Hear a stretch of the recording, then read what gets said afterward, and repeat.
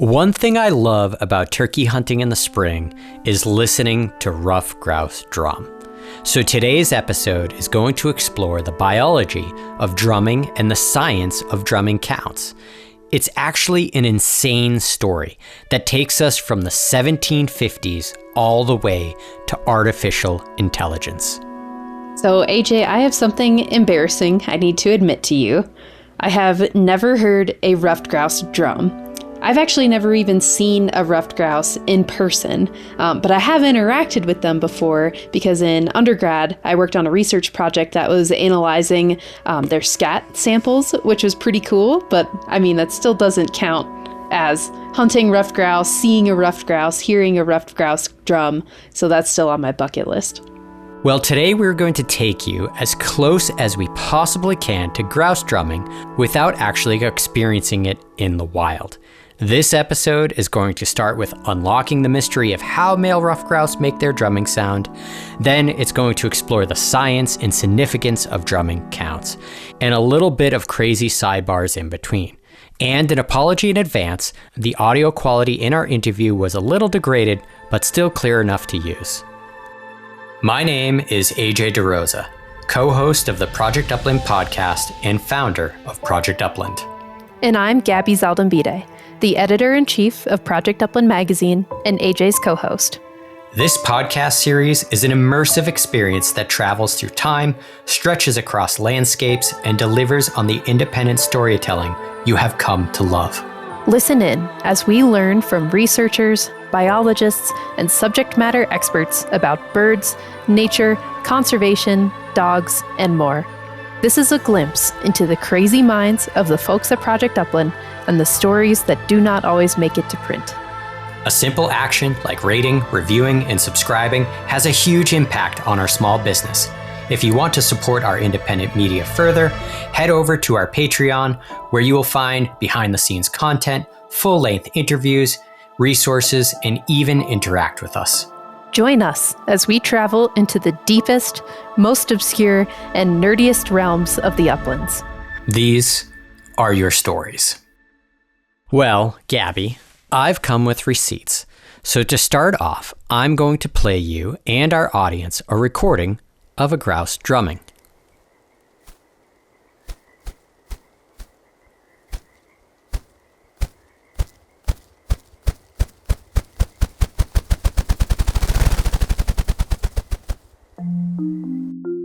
So if I heard this sound out in nature, I would not think that it's originating from a bird. I am more familiar with other bird drumming sounds, things like woodpeckers using their beak to drum holes into dead trees, or even cockatoos using simple tools like a stick. But I am totally unfamiliar with this sound that the ruffed grouse makes that apparently comes from their wings. And here's an insane fact about ruffed grouse. They are the only bird species in the world that uses this method to drum. And because of how unusual this method is, curious naturalists, biologists, and bird nerds like me and you have been inspired to learn more about this behavior. So given its unusualness, how did scientists start to figure out how these birds were making this sound? So we're going to hop in our time machine and we're going to go all the way back to the 1750s to a botanist named John Bartram, who wrote a letter to the father of British ornithology, George Edwards, about a bird. And I love this name. He called the ruffed heathcock. There is something very remarkable in what we call their thumping, which they do with their wings by clapping them against their sides, as the hunters say. They stand upon an old fallen tree that has lain many years on the ground, where they begin their strokes gradually, at about 2 seconds of time distant from one another, and repeat them quicker and quicker, until they make a noise like thunder at a distance, which continues from the beginning about a minute, then ceaseth for about 6 or 8 minutes before it begins again. The sound is heard near half a mile, by which means they are discovered by the hunters, and many of them killed. I have shot many of them in this position, but never saw them thump, they mostly seeing me first, and so left off. They commonly exercise in thumping spring and fall at about 9 or 10 in the morning. A journal. kept by John Bartram of Philadelphia, published 1766. So John Bartram made an honest attempt at trying to interpret how a ruffed grouse made their drumming sound. AJ, are you familiar with any other historical accounts that describe theories on how grouse drum? All right, so there's been a lot of theories made over the years. Most of them are old wives' tales. I can even remember stories of when I was young, and I'm only in my 40s, of people saying that grouse slap their wings on hollow logs to make their drumming sound. A theory like this doesn't hold up. Grouse drum on rock walls, glacial erratics, really anything, including logs that aren't hollow. So it certainly has a history of being a mystery that has inspired some crazy ideas. Thankfully, I know someone who thinks about ruffed grouse a lot. The Wisconsin Department of Natural Resources ruffed grouse specialist, Alaina Roth. She can help us establish a bit of ruffed grouse life history before we go any deeper.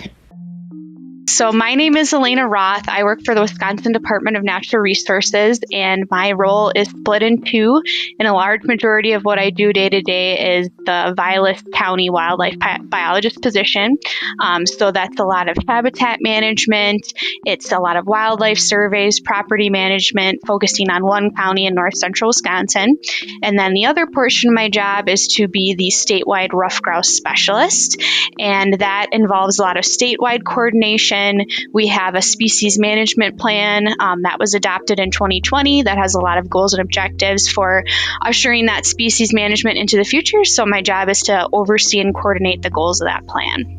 I always had a pretty strong interest in game species management. That was just something I always gravitated toward because of my hunting background. And when I was looking for graduate schools, I applied for a lot of different programs, and the ones that really piqued my interest dealt with game birds. And I ended up working with wild turkeys. And I think upland game birds are really important for a lot of reasons. Ruffed grouse is our most abundant upland game bird that we have here in Wisconsin. It is native to the area. It's a very small bird. It's about 1 pound, and they're small but mighty. They are what we as wildlife biologists would call like a typical R-selected species. So they have very, very short lifespans. They only live about 18 months on average, and they cope with that short lifespan by reproducing very prolifically. So it's a short and a fast life, and they don't spend a lot of time putting energy and time into raising their young. It's more of a quick crash course and then on to trying to reproduce and make that next generation. So our most popular game bird here in Wisconsin, very popular amongst hunters, and that's kind of a quick rundown of the ruffed grouse. Okay, so now that we know some life history information about ruffed grouse, I'm starting to see how advancements in technology helped humans understand this behavior. If we couldn't record the sound, then how could we describe its volume and speed to others, especially if we couldn't photograph or film it? There's almost no way to tell that a grouse's wings aren't technically touching the log that they're drumming on, or even their body. So human technology was critical in uncovering this mystery. The invention of the camera in this case, and ultimately the advancement in that technology. In 1929, almost 200 years after naturalist John Bartram's observations, the schedule of the 47th meeting of the American Ornithologists Union listed a 15-minute presentation titled The Courtship of the Ruffed Grouse by Arthur A. Allen of Cornell University. Going frame by frame, Arthur Allen proved that a male ruffed grouse wings were producing the sound with air. So I wanted to look up a clear definition of what a ruffed grouse drum is. I remember, AJ, you told me about a book called The Ruffed Grouse by a biologist named Gullion, so I looked it up, and I found that Gullion wrote the drumming sound is made by the bird leaning back on his tail and striking his wings against the air violently enough to create a momentary vacuum, much as lightning does when it flashes through the sky. A momentary vacuum, much like lightning. No big deal. So now that Allen knew how they do it, he still set out to answer an even more obscure question, which is, how do grouse learn to drum? After a few minutes of reconnoitering, he mounted the log and almost immediately assumed the drumming pose, first patting the log with his feet as though to test the stability of the spot which he had chosen. Then followed the quick stroke of the wings, another and another, and finally the roll and a blur of wings that made the dead leaves fly from in front of the log. There was no question that he knew instinctively what a drumming log was for, and knew how the drum should be produced, but he made scarcely a sound. Indeed, it required nearly 2 weeks of constant practicing before the bird's drum sounded like that of a wild bird.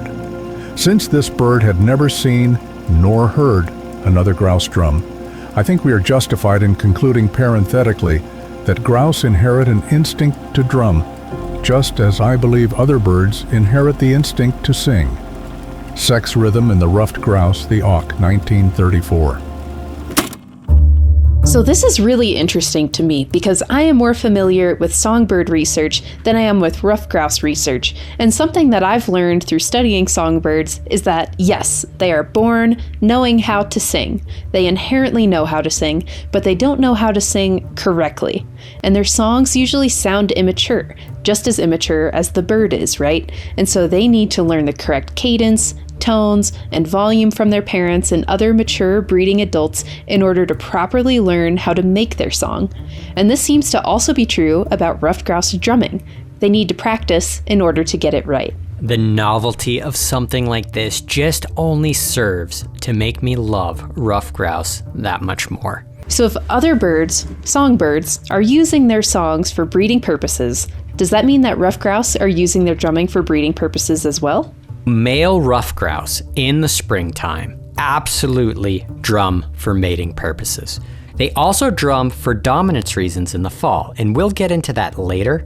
But for this case, birds drumming in the springtime brings up kind of our first step in science-driven data, a form of indexing, which is grouse drumming surveys. And of course, Alaina helped us along on what exactly a grouse drumming survey is.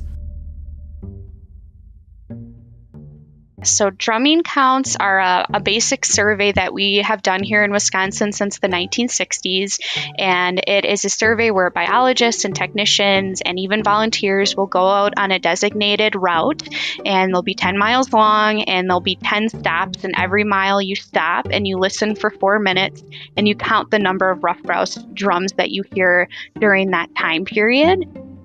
The surveys are conducted in spring, which would be during their breeding season when they're doing the most drumming, and we go out in the early morning hours, which tends to be the most prolific time for drumming activity. So it gives us an index to our population abundance. For a lot of species, we are not actually trying to count the number of animals that exist out there. When you think about ruffed grouse or turkeys, those are two main examples where we use either harvest or a survey as an index to how the population is doing instead of trying to estimate the population number. So for ruffed grouse, that drumming survey is an index to that because it provides, one very important piece of population equation would be the abundance of males that are drumming. So it tells us, it gives us an index to growth and depression in the population number. And then it also is important for presence and absence.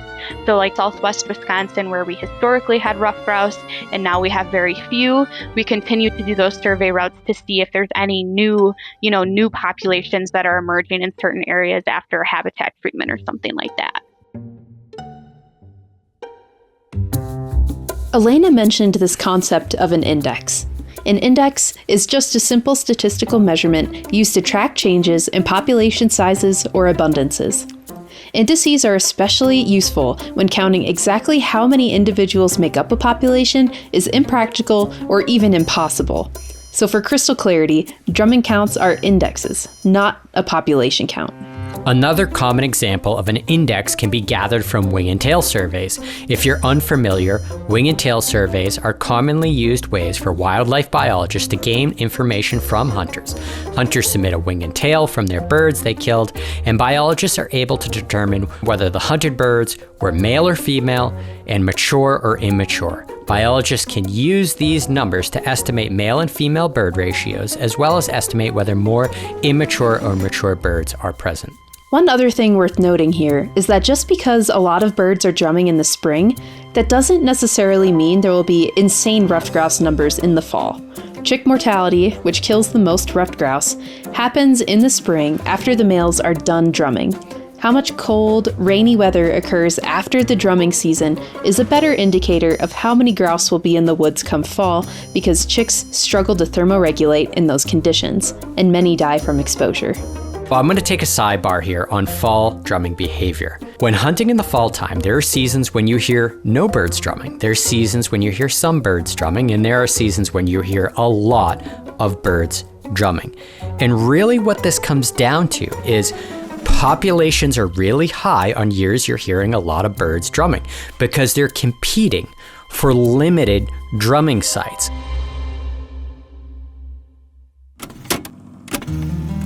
Historically, depending on whether or not they are repeatedly used by successive male grouse, logs and centers are defined as perennial or transient.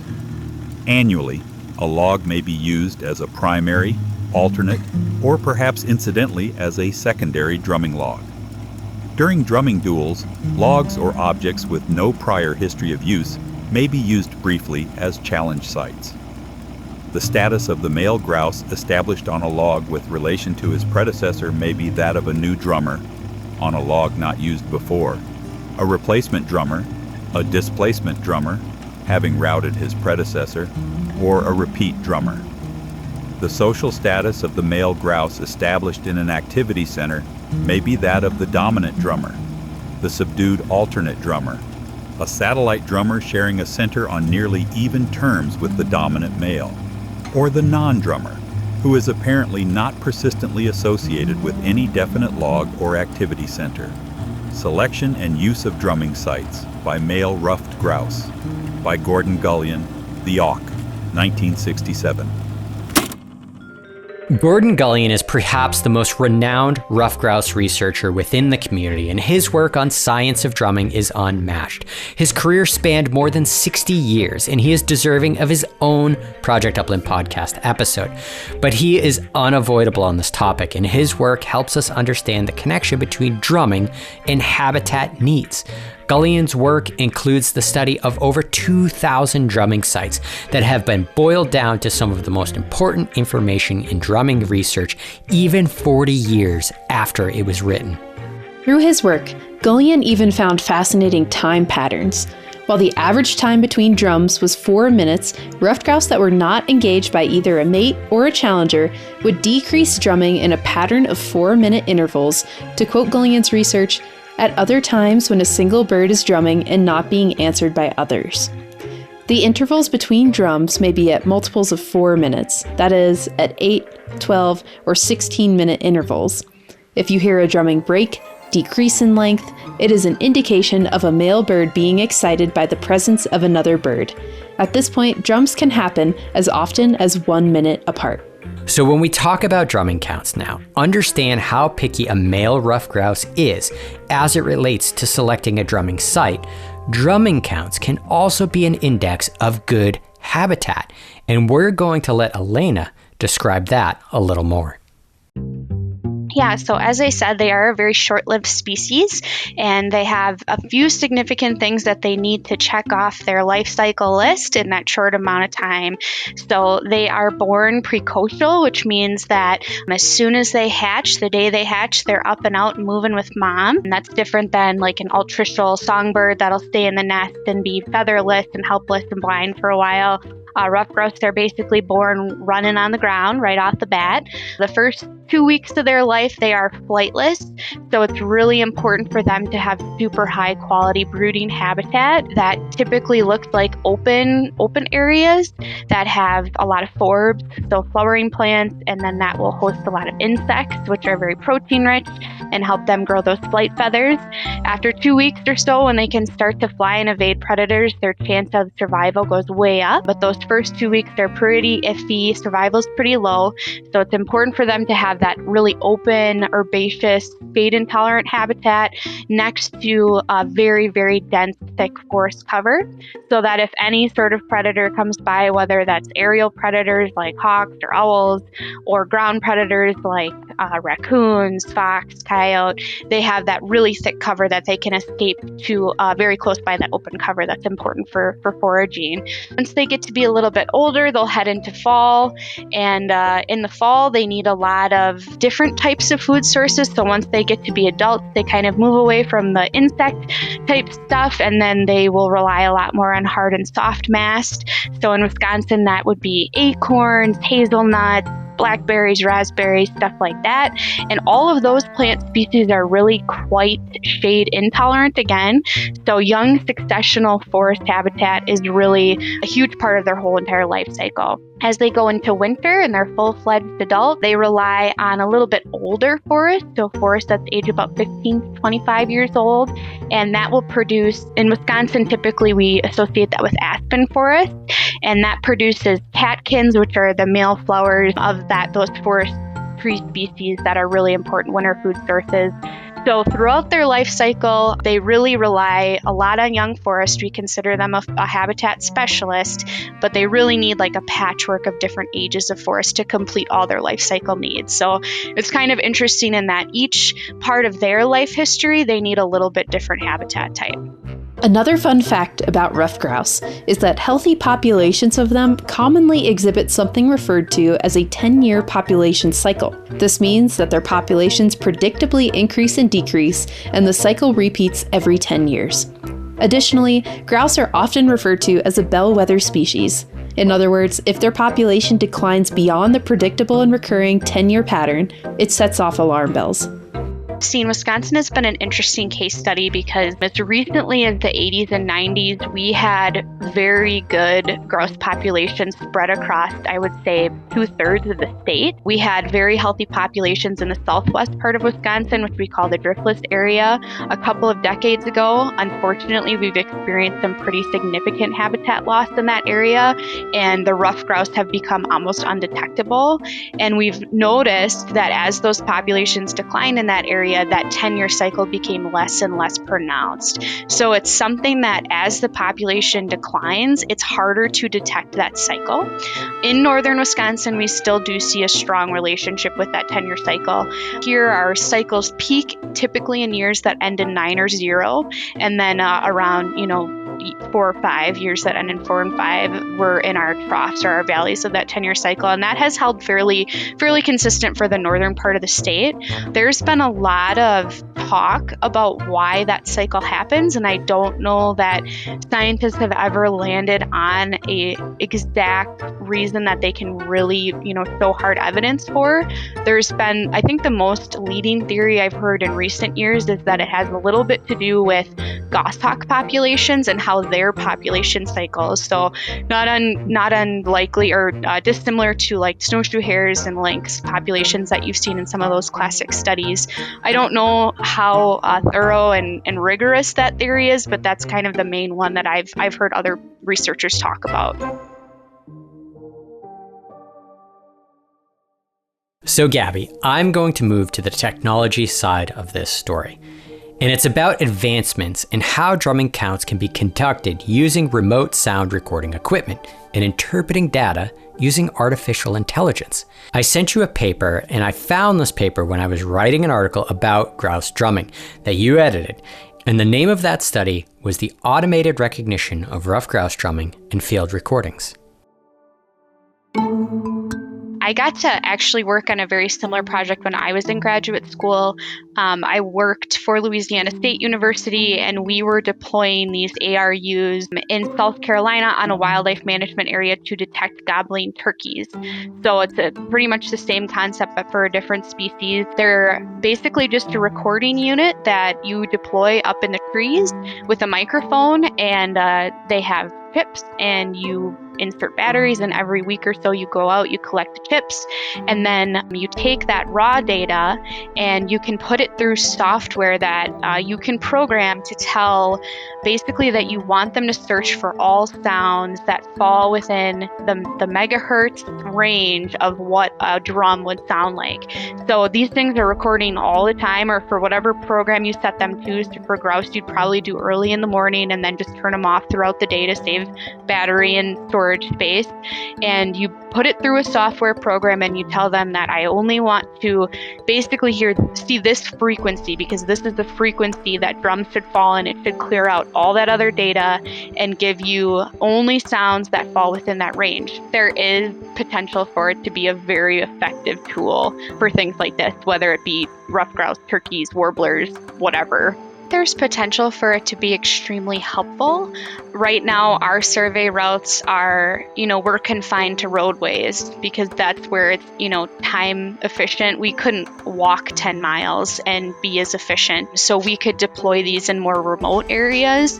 You could reach more distant landscapes. The thing I keep thinking about is budget. Like, okay, what's limiting me? Is it my budget? Because then I'm not going to be able to deploy these everywhere because they are very expensive. But then once you have that behind you and you've, made up that cost, you will save a lot of staff time, because to go out and check these recorders and collect the chips from them is, a matter of 10 minutes of actually having your hands on the machine versus someone going out and doing a 3 or 4 hour long survey. I think you would end up saving money in the long run, because then you wouldn't have to have those heavy staff time and mileage inputs every single year to do the survey routes. I think there is potential for it to be cost saving. So of course I read the paper after you sent it to me. I love reading scientific papers, especially ones about birds, and especially ones that include the intersection of wildlife, ecology, and modern technology. But technology always leaves me feeling a little torn because, yes, I love that it can help make the work of biologists easier. I think Alaina made a great point in that the automation of recognizing drumming sounds and turkey gobbles really speeds up the process. It allows biologists to use their time more wisely, like restoring wildlife habitat or actively being out in the field. But there's always a catch, right? And in the case of these recording units, things that my mind goes to include: where are the mined resources necessary for their chips to function sourced from? Are they made overseas? Are they shipped to North America? How many data centers are needed to support the AI program that learned to recognize the drums and gobbles? Does it make sense to eliminate our reliance on humans when it comes to collecting data on birds? Is it actually cheaper, or are there long-term costs, monetary or ecological, associated with this? That said, the technology we're talking about here is pretty small scale. An AI program that can recognize a specific subset of sound frequencies. Personally, I prefer to not make broad generalizations, so I'm not necessarily anti-automated recognition services. But as a proactive person, and with the recent governmental decisions in mind, I'm hesitant to see what an increased reliance on technology might lead to. However, it may be our only option if wildlife research is defunded. Unfortunately, this is a part of the story that is becoming an increasing issue: funding. Serving on the New Hampshire Fish and Game Commission has made me all too aware of the challenges of funding basic work like indexing and staffing issues.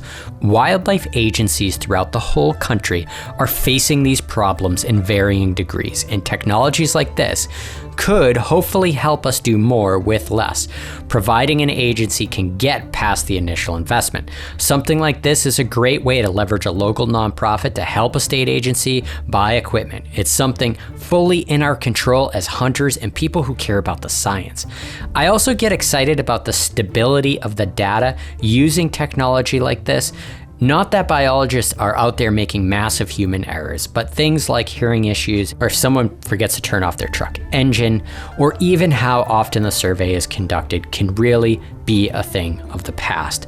But under the notion of what you said, I also worry about removing biologists from the field and what that means to our long-term understanding of any species. Especially if we're worried about ruffed grouse, I would say we'd have more time for habitat management. And that, to me, is the most important thing that we can do for ruffed grouse. If we're thinking about ruffed grouse, habitat management is the most important thing we can do to positively impact population growth. So there's a lot of, if you think about a ruffed grouse and all of the things that can impact it throughout its life and cause mortality, you have disease, overwinter mortality, predation, climate stressors. I always talk about it like, if you're a person and you have the flu, you are going to get better and recover from the flu much faster if you have a nice warm house that's climate controlled, you have lots of food in your fridge, and you have a big cozy bed that you can sleep in. As someone who gets the flu and is, say, homeless or living in the woods, they have to try and keep warm. They have to try and make a fire. They're going to have to go out and hunt for resources. That's very similar to a ruffed grouse. So they're going to be way better adapted to overcoming other external stressors like climate, predation, disease, if they have high quality and a high quantity of habitat to exist in, versus if they're trying to survive in mediocre or low quality habitat. There's a lot of climate things that will be stressors to ruffed grouse in Wisconsin. One major thing is they're highly correlated with quaking aspen, which is a boreal species that's expected to move out of Wisconsin.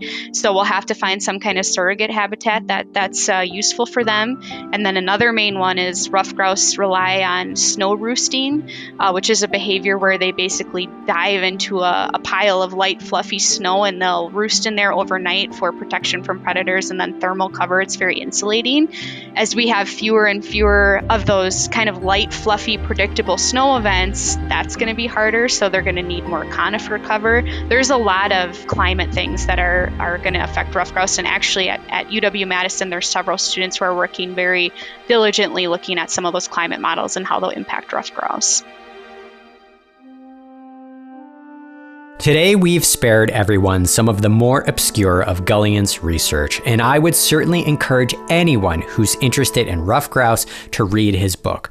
The book was originally titled Grouse of the North Shore. It eventually got republished as The Ruffed Grouse. It can be a little difficult to find copies. They're a little expensive. I have a copy, well worth it. One of my most favorite books when it comes to the biology of ruffed grouse.